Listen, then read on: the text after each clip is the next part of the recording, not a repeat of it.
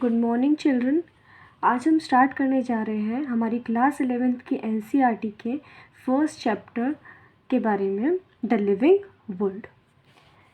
इसके पहले हमने जो हमारे साइंटिस्ट थे अर्नेस्ट मेयर, उनके बारे में डिटेल्ड एक्सप्लेनेशन कर लिया था।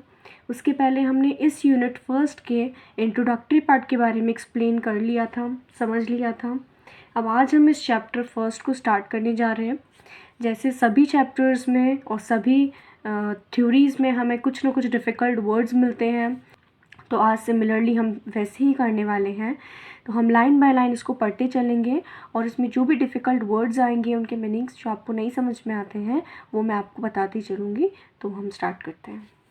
यहाँ पे आपको रिटन है लिविंग के बारे में क्या समझते हैं आप, वर्ल्ड के बारे में क्या समझते हैं। मैंने यहाँ पे हिंदी में इसे रिटन किया है, जीवित दुनिया।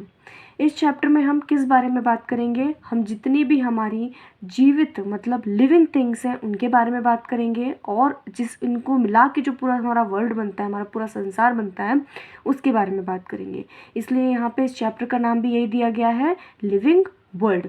द इसलिए बताया गया है क्योंकि पर्टिकुलरली हम यहाँ पे लिविंग वर्ल्ड के बारे में ही बात करने वाले हैं, जीवित दुनिया के बारे में ही बात करने वाले हैं। लेफ्ट हैंड साइड पे आपको कुछ ब्लू कलर से रिटन है आपकी बुक में, ये कुछ सब पॉइंट्स के फॉर्म में लिखा हुआ है। हम इस चैप्टर को जब पूरा अच्छे से पढ़ लेंगे, उसके बाद में इन क्वेश्चंस के मीनिंग हमें आसानी से समझ में आ भी जाएंगे। तो यहाँ पे कुछ क्वेश्चंस हैं, वो हम एक बार रीड आउट कर लेते हैं।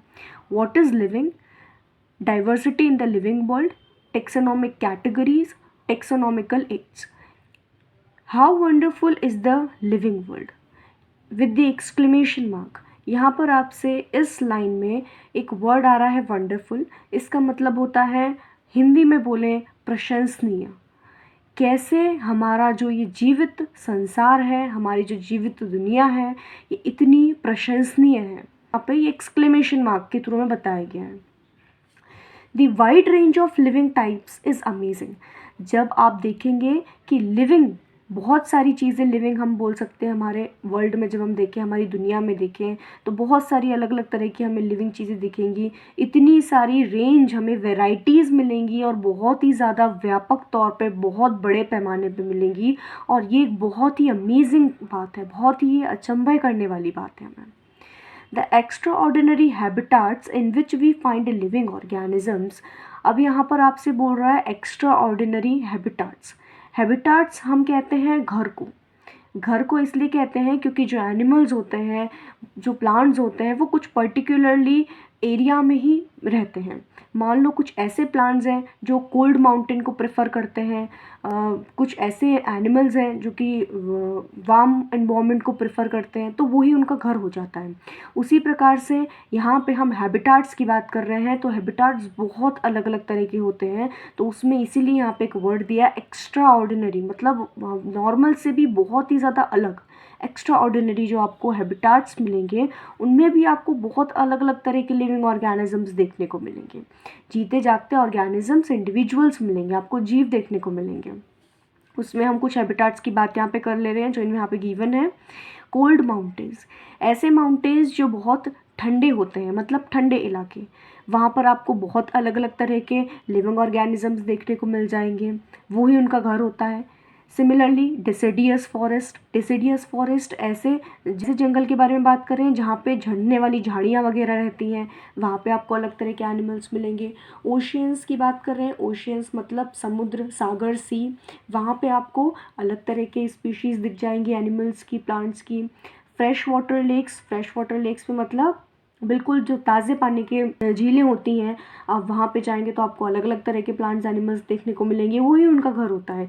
डेजर्ट्स, रेगिस्तान में आपको अलग तरह के प्लांट्स, एनिमल्स दिखने को मिलेंगे। हॉट स्प्रिंग्स एक नया वर्ड है यहाँ पे। हॉट स्प्रिंग्स मतलब जो हमारी अर्थ होती है, जो हम अर्थ को हम कह सकते हैं, हमारा जो भूगर्भ होता है, वहाँ से जो निकलने वाला जल होता है, वाटर होता है, उस पर्टिकुलरली एरिया में जो स्पीशीज़ रहती हैं, जो प्लांट्स रहते हैं, वो उनका घर हो जाता है। तो हमने यहाँ पे इतने सारे हैबिटाट्स पढ़े। पहला कोल्ड माउंटेन्स के बारे में पढ़ा, deciduous forest, oceans, fresh water lakes, deserts, hot springs, ये सारे हैबिटाट्स हैं, घर हैं पर्टिकुलरली स्पीशीज़ और ऑफ एनिमल्स एंड प्लांट्स के लिए, और बहुत ही एक्स्ट्रा ऑर्डिनरी है, मतलब नॉर्मल नहीं है, बहुत ही अलग तरीके से है। तो इन्हें हम देखते हैं तो हम बोल नहीं सकते, हम बिल्कुल स्पीचलेस हो जाते हैं, हमारे पास में कुछ वर्ड्स नहीं रहते, क्योंकि ये बहुत खूबसूरत चीज़ है कि particularly species of plants animals के लिए पर्टिकुलरली तरह का एनवायरनमेंट प्रेफर करते हैं वो लोग। The beauty of a galloping horse, of the migrating birds, the valley of flowers, or the attacking shark evokes of and a deep sense of wonder। यहाँ पे आपको एक वर्ड दिख रहा है गैलोपिंग। गैलोपिंग वर्ड का मतलब होता है बहुत ही तेज़ दौड़ने वाला या फिर सरपट दौड़ने वाला। किसकी बात हो रही है? हमारे घोड़े की। तो जो तेज़ दौड़ने वाला, बहुत ही सरपट दौड़ने वाला हॉर्स जब आप देखोगे तो उसकी खूबसूरती। माइग्रेटिंग बर्ड्स, माइग्रेशन मतलब होता है कि एक जगह से दूसरी जगह जाना, माइग्रेट करना। तो बर्ड्स जो है वो माइग्रेट करते हैं। कैसे बर्ड्स माइग्रेट करते हैं? जब पर्टिकुलरली किसी भी जगह पे बहुत ज़्यादा कोल्ड एनवायरनमेंट रहता है और जो बर्ड्स रहते हैं वो उनके लिए अनबेरेबल रहता है, वो उसे नहीं सहन कर पाते, तो फिर उस पर्टिकुलर मंथ ऑफ पीरियड के लिए वो कहीं और चले जाते हैं, दूसरे एरिया में चले जाते हैं जहाँ पे उन्हें उनके अकॉर्डिंग एनवायरनमेंट मिलता है, उनके अकॉर्डिंग वातावरण मिलता है। तो ऐसे बर्ड्स को हम माइग्रेटरी बर्ड्स कहते हैं। जैसे हमारे इंडिया में भी बहुत सारी कंट्रीज से बर्ड्स आते हैं कुछ पर्टिकुलरली सीजन्स में, तो ये माइग्रेटरी बर्ड्स हो गए। फिर आप जब वादियाँ देखेंगे, घाटियाँ देखेंगे फूलों की, वहाँ पे आप देखेंगे तो आप स्पीचलेस हो जाएंगे, उसकी खूबसूरती इतनी बेहतरीन होती है। और अटैकिंग शार्क, जब शार्क्स जो होती हैं वो अटैक करती हैं, इन सभी आप जो चीज़ों के बारे में बात कर रहे हैं, जैसे गैलोपिंग हॉर्स हो गया, माइग्रेटरी बर्ड्स हो गया, वैली ऑफ फ्लावर्स हो गया, अटैकिंग शार्क हो गया, ये सभी आपको क्या इवोक करते हैं, क्या पैदा करते हैं और क्या उदाहरण देते हैं? एक डर का उदाहरण देते हैं कि, और एक डीप सेंस का, ऑफ वंडर का। आपको प्रशंसा करनी पड़ जाती है इन चीज़ों को देख के, तारीफ करने लग जाते हैं आप इनको देख के।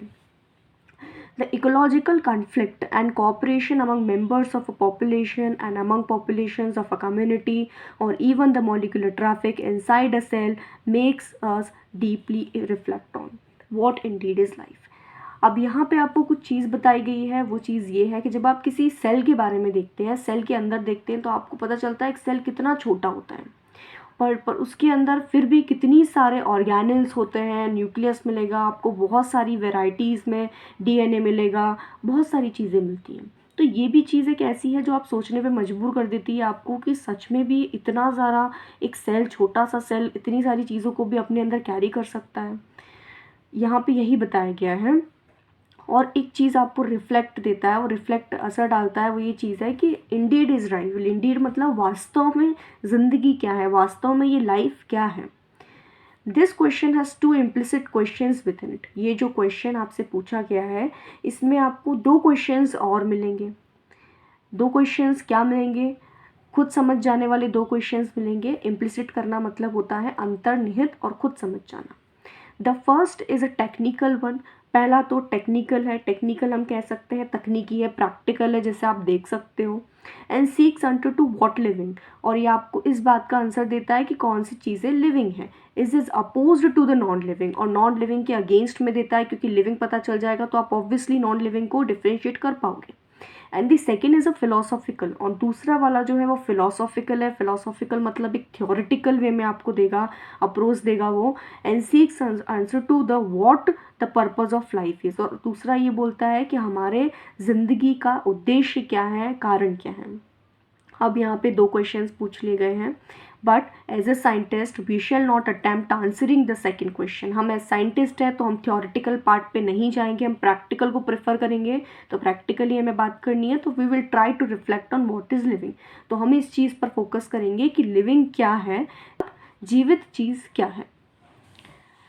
ये हमारा जो पूरा पैराग्राफ हमने पढ़ा है, इसमें हमको बिल्कुल जनरल इंट्रोडक्शन दिया है इस लिविंग वर्ल्ड के बारे में। अब हम आगे बढ़ते हैं। यहाँ पे हमने जो भी डिफ़िकल्ट वर्ड्स थे, अगर मैं उसको एक बार और बता देती हूँ। वंडरफुल, प्रशंसनीय। हैबिटाट, प्राकृतिक वास, नेचुरल हैबिटेट। ओशियंस, सी, माउंटेन्स, माउंटेन्स पहाड़। ओशियंस, सी। स्पीचलेस, कुछ बोलने में असमर्थ होते हैं हम, तब उस बात को हम स्पीचलेस बोलते हैं। वेली, घाटी। इंडीड, वास्तव में। टेक्निकल, प्रैक्टिकल बात कर रहे हैं। इंटरैक्ट, इमरजेंस, बातचीत करना या फिर आपस में इंटरैक्ट करना। डेसिडियस, झड़ने वाला। लेक्स, झील। हॉट स्प्रिंग्स, भूगर्भ से निकलने वाला जल। गैलोपिंग, सरपट, दौड़ने वाला। इवोक्स, पैदा करते हैं, उदाहरण भी देते हैं। ऑफ, भय। इकोलॉजिकल, पारिस्थितिक, एनवायरमेंटल। कन्फ्लिक्ट, टकराव। इम्प्लिसिट, अंतर्निहित, खुद समझना। Philosophical, theoretical part. कन्वेंशनली, पारंपरिक, डिस्टिंक्टिव, विशेष। Thanks for watching. We will continue remaining portion in the next videos. Don't forget to like, share and subscribe the channel.